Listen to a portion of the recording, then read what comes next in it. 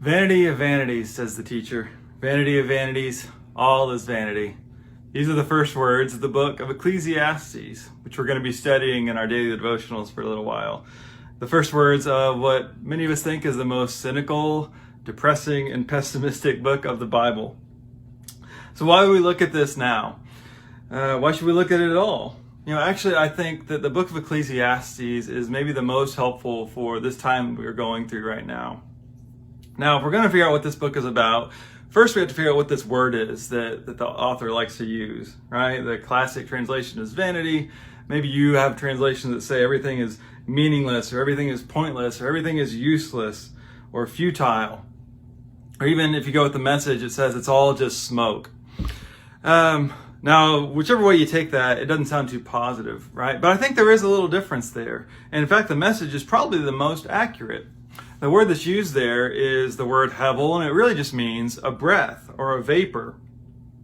And so the real implication, just taking it at face value, is that he's just saying, look at all this stuff and the fact that it doesn't last, right? Life is short, but I would argue that doesn't make it meaningless. And in fact, the shortness of life is actually precisely what gives it meaning. When we know that we don't have all the time in the world, that's the time that we can appreciate what we have and hopefully do something good and meaningful with our time.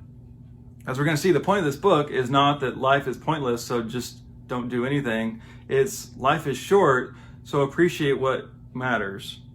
So much of this book, it seems negative and pointless because the goal is to tear down all these things that we think give life meaning, right? If you place your value and your purpose in your job or in your wealth or in your relationships or in your own smarts, it's not going to go too well, right? And so the book is trying to tear down all these things. It's deconstructing, which we don't really like, but it's a necessary step if we're really going to grow. If we can take this book for what it's really trying to do, as a gift that it's trying to give us, we're seeing the way that it's tearing down all these things that we built our lives on that are not good.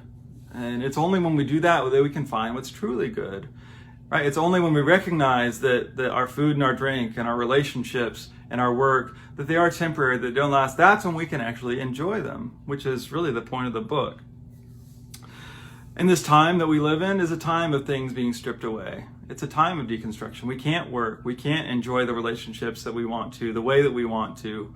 And so Ecclesiastes is a book that encourages us to see that for the gift that it can be.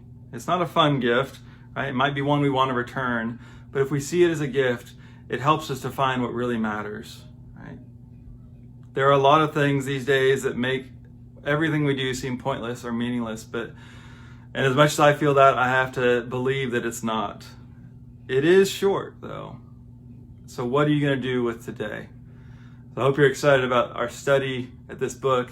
And even as it pulls things away, I hope it does give you encouragement. So, God bless you.